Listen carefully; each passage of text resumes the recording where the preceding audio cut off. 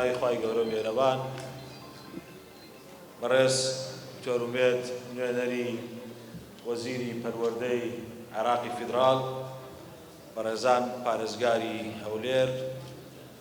کاک ئومێد خۆشناو، پارێزگاری سلێمانی، کاک دکتۆر هەواڵ ئەبوبەکر، ڕاوێژکارانی پەروەردە و خوێندنی باڵا و قوتابیانی جەنابی سەرۆکی حکوومەتی هەرێمی کوردستان، بەڕێز دەڤید هانت کۆنسوڵی گشتی بەریتانیا لە هەولێر، سەرۆکانی زانکۆکان، یاریدەدەرانی سەرۆکی زانکۆ، بەڕێوەبەرە گشتیەکان، پەروەردەکاران، ئامادەبوانی بەڕێز ئەم کاتی هەموو لایەکتان باش. وەک وەزارەتی پەروەردەی حکوومەتی هەرێمی کوردستان خۆشحاڵین ئەمڕۆ لە پایتەختی کوردستان سەرپەرشتی و چاودێری دووهەمین کۆنفرانسی نێودەوڵەتی ئایسێتەکەین بۆ بواری پەروەردە و فێرکردن. ئەم کۆنفرانسە بە چاودێری و پاڵپشتی وەزارەتی پەروەردەی حکوومەتی هەرێمی کوردستان بۆ دووهەمین جارە بەڕێوەچێت و ئەوەی کە گرنگە ئاماژەی پێ بکەین یەکەمین کۆنفرانسی نێودەوڵەتی پەروەردەییە کە لە هەرێمی کوردستانە بەڕێوەچێت کە گرنگیەدا بە بواری پەروەردە و فێرکردن، بەڵام بە ڕەگەزێکی نێودەوڵەتی، واتە بەشداربوانی لە چەندین دەوڵەتەوە، لە چەندین شارەوە، لە چەندین قوتابخانە و زانکۆ و وەزارەتەکانی دنیا بەشدارن تیایە و پێشکەشکارانیشی و ئەوانەی سیمیناریش پێشکەشەکەن لە چەندین دەوڵەت بەشداریەکەن لەگەڵمان. بەو هیوایەم ئایسێت 22 بتوانێت دەرفەت و گۆشەنیگایەکی نوێ بۆ مامۆسایانی ئێمە بخڵقێنێت بۆ برەودان بە تواناکانیان بۆ خزمەتکردن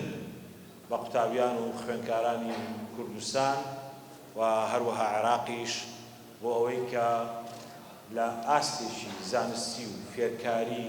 و هەروەها کارامەییەکانی ژیانێکی باشتر بن بۆ ڕوبەڕووبوونەوە لە ئالێنگاریەکانی ژیان. وەک هەموو لایەکتان ئەزانن پەروەردە دامەزراوەیەکی کۆمەڵایەتی بەرپرسیارە بە پێگەیاندنی قوتابیان و خوێندکاران هەم بە زانست و فێرکاری، هەم بە گەشەکردنی کارامەییەکانی ژیان بۆ ئەوەی کە بتوانێت خۆبەڕێوەبەریەکی هەبێ و چارەسەری و گرفتانە بکەن کە ڕوبەڕێی قوتابیان و خوێندکارانە بێت. بەڵامان کاتیشە سازدانی ئەم دەرفەتە لە ڕێگەی برەودان بە توانای مامۆساکانمانە بێ لە ناوەندەکانی خوێندن. ئەم کۆنفرانسە نێودەوڵەتیە کە تیشکە خاتە سەر چەندین بابەتی گرنگ کە لە 8 بابەت پۆلێن کراون، گرنگیان هەیە لە باخچەی منداڵان هەتاوەکو قۆناغی 12 ئامادەیی لە بواری پەروەردە و فێرکاری و کارامەییەکانی ژیان. کۆنفرانسێکی فرەڕەهەندە لەوەی بەشی هەر زۆری ئەو لایەنانەی ڕووپۆش کردووە کە ئێمە ئێستا پێویستمان پێیەتی کە کارامەییەکانی خۆمانی تیا گەشە پێ بدەین. حزوری ئێوە ئامادەبوونتان بە تایبەتی ئەو دۆستانەی کە ئەمڕۆ لە دەرەوەی هەولێری پایتەخت ڕویان کردوتە ئێرە بۆ بەشداری لەم کۆنفرانسە گرنگیەکی تایبەتی هەیە و بە تایبەتیش پشگیری ڕاستەوخۆی بەڕێز کۆنسوڵی بەریتانیا لە هەولێر و هەروەها سەفارەتی بەریتانیا لە بەغداد بۆ هەموو ئەو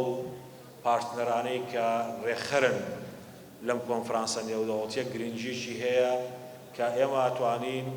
وەکو درێژە پێدانێک بۆ سەردانی جەنابی سەرۆکی حکوومەتی هەرێمی کوردستان بۆ بەریتانیا بۆ پێشخستنی پەیوەندی کاروباری پەروەردەیی و فێرکاری لەو بەرنامانەی کە لەگەڵ کۆنسوڵخانەی بەریتانیا بەنیازین پێکەوە ئەنجامیان بدەین لە چوارچێوەی هەردوو حکوومەتی بەریتانیا و حکوومەتی هەرێمی کوردستان.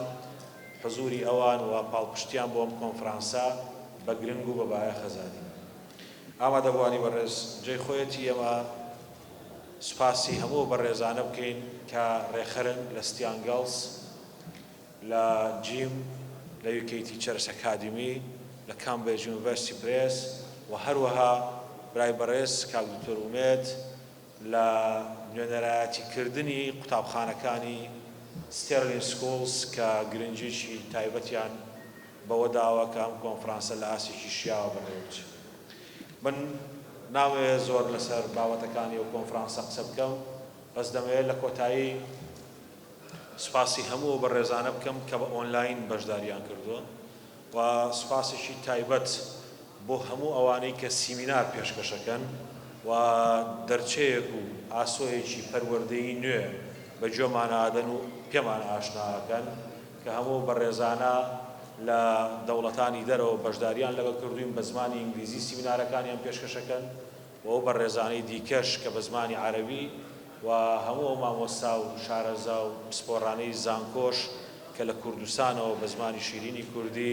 سیمینارەکانیان پێشکەشەکەن بۆ هیوایم بتوانین سوود لە ئەزمون و توانایە بەڕێزانە وەربگرین بۆ برەودان بە توانای مامۆستایان و هەروەها بۆ بەهێزکردنی قوتابخانە و خوێندنگا و ناوەندەکانی خوێندن و گەشەکردنی کارامەیەکانی قوتابیان و خوێندکاران دووبارە بە خێراتنی هەموو لایەکتانەکەم بەو هیوایی کە لە هەولێری ئارام لە پایتەختی کوردستان هەموو لایەکتان چەند ڕۆژێکی بەسوود بۆ کۆنفرانسێکی بەسوود بەسەربەرن زۆر سپاس.